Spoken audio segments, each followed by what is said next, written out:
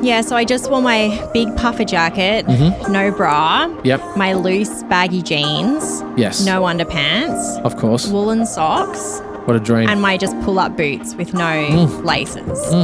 We've always had such a beautiful experience with creating things together, and I think that was a really special moment because we were creating together in a new way.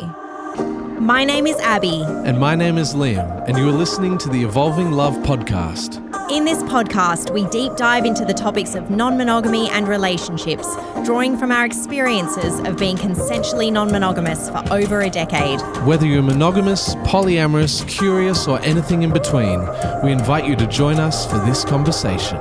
Let's begin. Okay, we ready to rock and roll? We're ready to rock and we are ready to roll. Oh, it's been an amazing month. It has been an amazing month. We've been getting up to lots of fun and exciting things, both evolving love related and otherwise.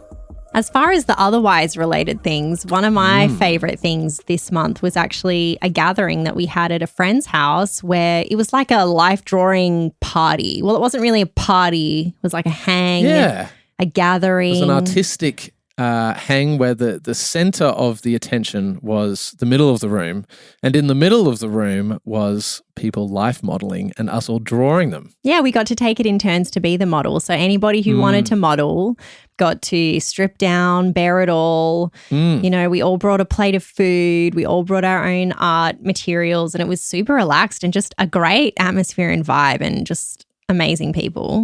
Well, I did feel quite nervous going into it, I think. I felt like this weird, maybe because I'd never been in that environment of doing life modeling stuff before, either as the model or as the artist. Yeah, that was really interesting. I was surprised that you were so nervous, and I was thinking that maybe you were worried that you were going to get pressured into modeling or something. Yeah, well, I mean, we know all the people. Well, we knew a lot of the people who were going, and we knew the organizers of it very well, and we knew that they would definitely not pressure. But I felt like maybe potentially in that situation, I would feel the pressure of the room of like, is everyone down to life model? And I didn't really feel like life modeling that particular night. Yeah, I knew that you weren't going to be the model, and nobody would ever pressure you. I think you were putting this pressure on yourself. You were just Maybe, I think because you're like a real team player as well. So if someone was like, hey, who wants to be the next model, and no one's putting their hand up, you just be like, oh, okay, me. But maybe you'd be nervous. I don't know. But I mean, I said to you, I was like, Liam, you have nothing to worry about. Everybody is so lovely.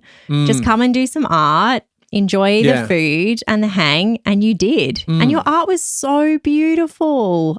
Well, it was, I mean, I'd enjoy any excuse to look at naked people. And I think to be able to draw them as well. I mean, it was really fun. And I hadn't really done a lot of art in my time. So it was a great excuse to kind of exercise a different kind of creative muscle.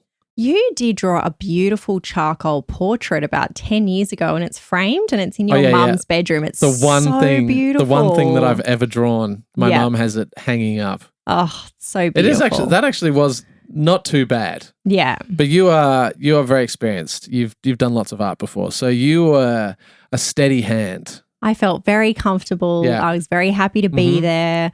I enjoyed it. It was a beautiful opportunity to get into the art and just get into the vibe of it all. And I mean, obviously, I was looking forward to modeling. Well, we got to set the scene with the general vibe of things, just so people really understand, you know, what the space was like, what the ambiance was like. Okay. Because that was part of the whole thing. As soon as we arrived, I immediately felt any nerves or anxiety that I felt dissipated, because as soon as we arrived, obviously we saw our friends and they're like, oh, come on in. You know, it was just very chill. And their place is just kind of beautiful, kind of has this really cool, like, I don't know, what's the aesthetic? There's like plants everywhere, and there's very like inner north of Canberra. Okay, which will make sense to about 1%, if that, of the listeners. But it is kind of like a bohemian, and it was really beautiful. And they'd set up this beautiful rug in the middle of the room, which is where the models would be. There were cushions. The lighting was low. The music was like cool, great sexy music beats. Yes, yeah. Well, we'll get back to the music because the music was one of the highlights for me. in addition to all of the amazing modeling. But yeah, I think as soon as we went in there, I immediately felt a sense of ease, and immediately I felt not pressured to have to partake in a way that was, out of my comfort zone. Yeah. Yeah. You were relaxed as soon as we walked in. There's no need to feel pressure. You were just But I think naturally you feel pressure. Well, it's a new experience. You were out of your comfort zone. Mm-hmm. It was all new for you. I think the art as well. Maybe you were a little bit nervous about what sort of art you were going to make. I didn't want to let you down, baby. Well, you were saying, I think maybe on the way you were like, I don't feel very confident with my art and I'm worried that I might offend the models. Oh, yes. Yeah, that was definitely something that I thought about. I thought, what if if my artistic talents or lack thereof, don't necessarily reflect the beauty of the model. But you know what? In a situation like this, it's about the experience. It's about the process. It's about being in that moment, giving it a go, being open-hearted, surrendering to something new. It's not about judgment. There's no competition. You don't have to put, any expectations on yourself. You just enjoy. That's the experience of it. There's no, it can't ever really be a competition because it's your art. Look, I everyone's completely different. agree with you. Everyone's different. But I had to coach myself into that. Yeah, you got there. I got there. I mean, as soon as we started, it's like anything, any new environment, it's like you're saying, it takes a little bit of time to kind of, acclimatize, whether it's a sex party, which to me doesn't make me feel uncomfortable, but obviously to someone who's never been to one before, they're going to feel uncomfortable in that situation. Makes me think of you with dancing. Like anything where you have to dance is like quite, you have that resistance to it, but you would be so comfortable at a sex party or public speaking. Like you could speak in front of 10,000 people and just feel totally at home and comfortable. Yeah. But having to be in a dance class of 20 people, I could imagine your anxiety levels would rise. Oh, totally. I mean, a dance class would be horrifying to me. But the life modeling thing was really interesting. But then we got into it, and going into the night, we had talked about whether you wanted to model, and you were thinking, yeah, of course. Like you were interested. Yeah, I mean, if the opportunity came or if they needed a model or, I'm totally open to it. Like I brought my robe, I brought my, there's certain things you need if you're going to be the model. Okay, so what do you need? Just so people listening, if they're going to a life modeling class, I think you just need a robe, really. That's about it. Yeah, you just need a robe so that you have something that you can just, something slinky or, something that you can just drop and then something that you can pick up so that when you're finished with your posing, you're not sort of walking around in front of everyone totally nude. I mean, not that would be an issue, but I think some people, there's something about just being in that moment for the modeling and then robing up. Immediately afterwards. And also a robe is good because if you're doing sitting poses, you can lay your own robe out and then your bits and pieces are like on the robe instead of their cushions. Oh, yeah. Because they might be relaxing reading a book. You know what I mean? Like it's just... that wouldn't be the worst thing. No. Yeah. But you know what I mean? Yeah. It's about being fresh. And we'd also been told that if you wanted to model in, But for the ladies, if they wanted to model in lingerie, that was an option. Like whatever you felt comfortable modeling in. Oh, there was some hot lingerie. My God. Yeah, yeah. Well, the hosts of the party kicked it off. Yeah, and it was just It was a lot. Yeah, they're incredible. Yeah, and so, but it was fascinating, kind of watching them model and then trying to do the art. I was so engrossed in the artistic process. Really, Liam? You? Well, most of the time, yeah.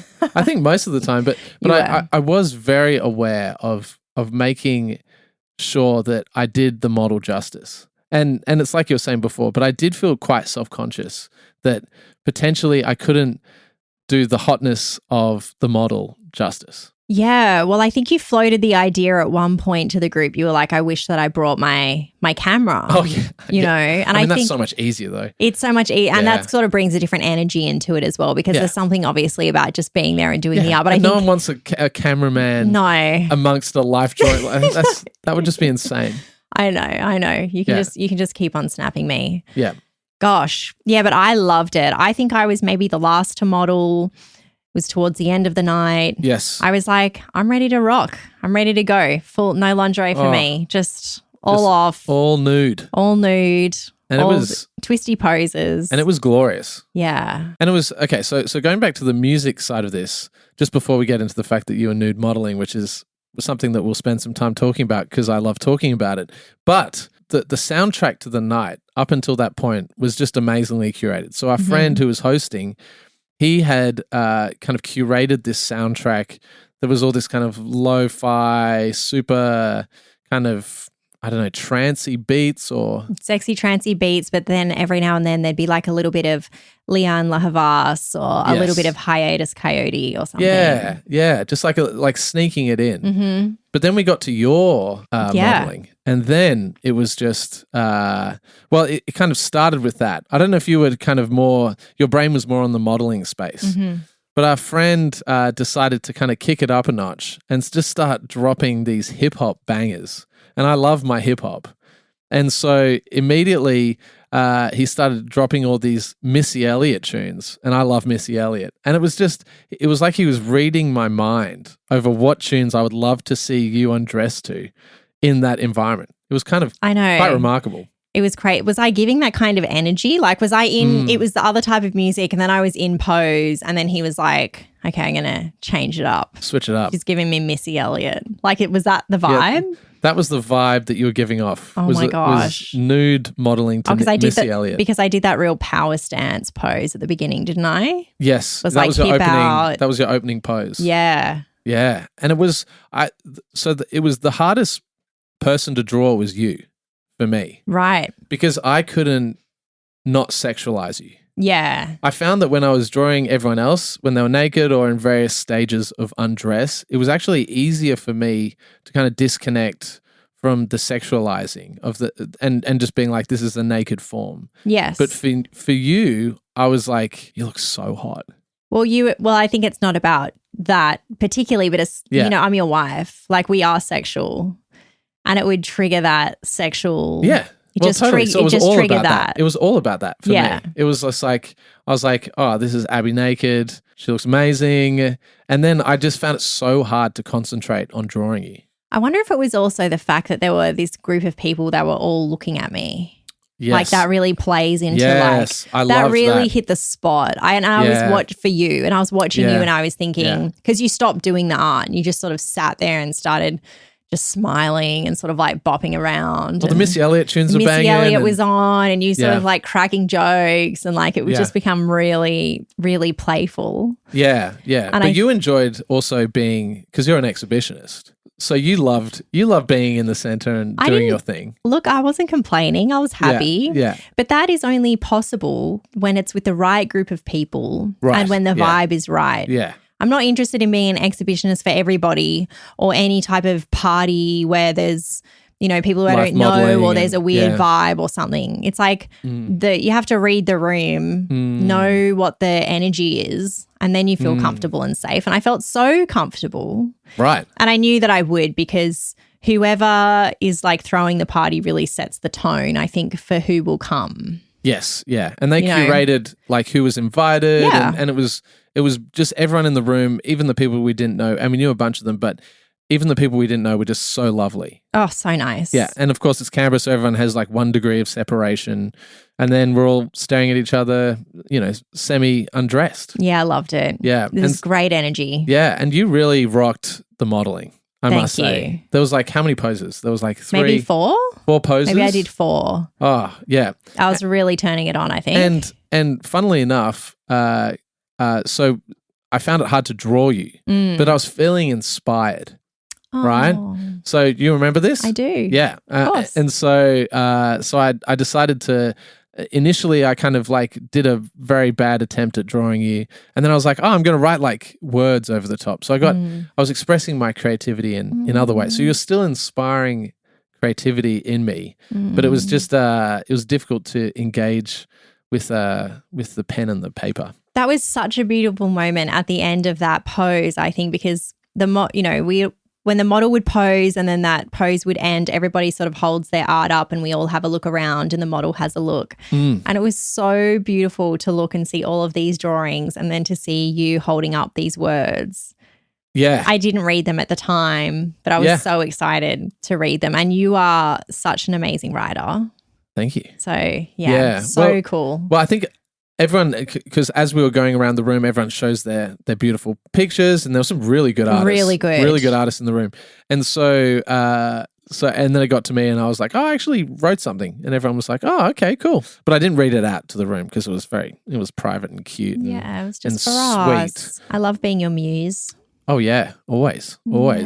So that was I just loved that night. And it was so fun. It was so fun. You know, and they do it semi-regularly, I think. Yeah. So we'll be back there, you know, life drawing again. Exactly. Yeah. But I did feel as we left, like it gave us such a kind of energetic rush. Like I don't even remember the rest of the night, but we had a great we did. A great night. Yeah. It really was like almost like ultimate foreplay. It really was. It was like such a tease being there. And then, of course, we turn it into our own thing and then we get home and it all kicks off. But it's like that we've always had such a beautiful experience with creating things together. And I think that was a really special moment because we were creating together in a new way. And in a group environment. Yeah. Well, we were kind of like creating all together and everyone was kind of reflecting, you know, their own creativity. And that's what I really liked with different people drawing you was I loved to see how other people interpreted like your naked form. Yeah. Oh my God. I mean? Beautiful. And it was just fascinating seeing like 10 different people and all their beautiful interpretations of how they see you. And it was really great. So, I mean, that was one of my favorite experiences. Oh. So listeners, if you have a chance to do something like this, please.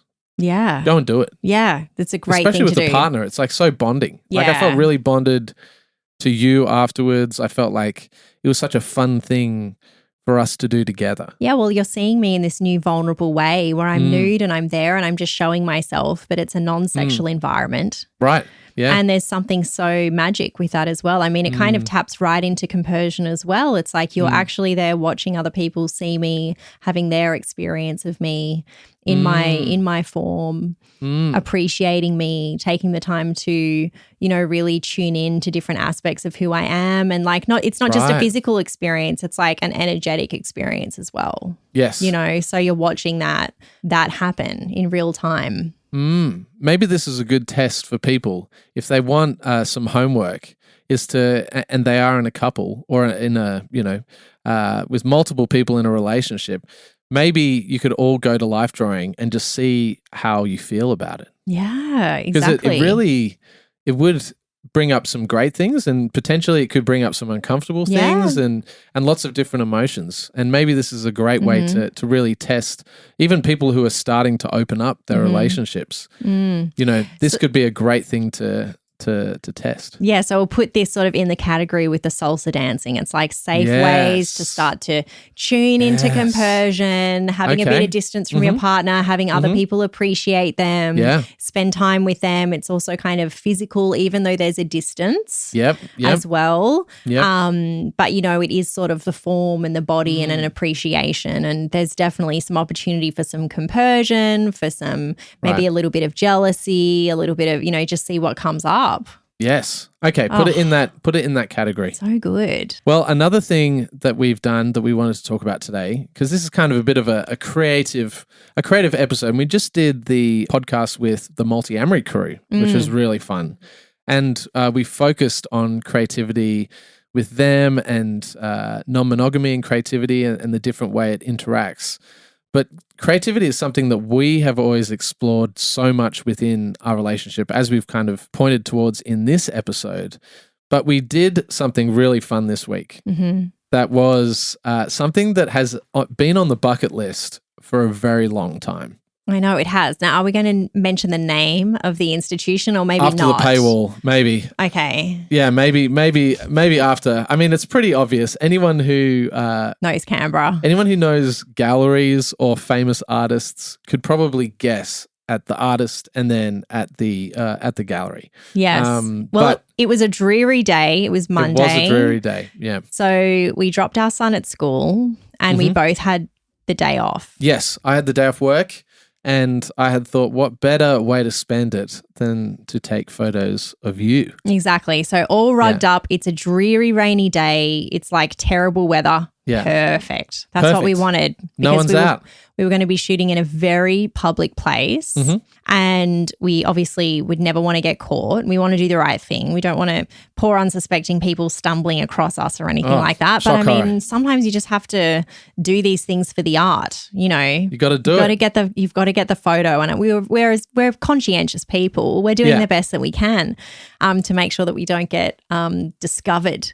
But it was really amazing. We were like out in this beautiful outdoor sculpture type situation. And it was really, really fun, and sort of the whole process of. Oh, yeah. So we had decided in advance. I had already scouted the location. I've been there plenty of times before. It's always been somewhere that I wanted to shoot you naked in, like completely nude. Yes. Like I didn't want it to be like a half naked situation. I was like, you've got to be completely nude. I know exactly the shots that I want. I know exactly the angles. I'd already framed it up. So I'd already gone in the shot. And then we knew that you were going to be completely nude. So there were some logistical issues that we had to get around initially. One was how to get naked as fast as possible because we knew that the security cameras were only in one particular place in this sculpture. And so we wouldn't be in view of the security cameras as far as we know. Maybe the gallery is laughing at the moment because they're all sending around the videos of us like filming in there. We had to figure out a way for you to get naked really fast, but also it was freezing. So you had to actually be rugged up as well. Yeah, so I just wore my big puffer jacket, no bra, my loose baggy jeans, no underpants, of course, woolen socks. What a dream. And my just pull-up boots with no laces. With I've got this big woolen shawl that accompanies me and us on all of the shoots throughout winter. So I had that initially wrapped around my neck as a scarf when we walked in. And then everything sort of happens in stages because I need to sort of start to stretch and like figure out what pose I'm going to do or like how it's all going to flow. So I was doing that with the jacket and everything. Meanwhile, you're sort of getting your settings right. And then you're also looking out the door. Yes. So there was a long kind of walkway that leads up to this sculpture.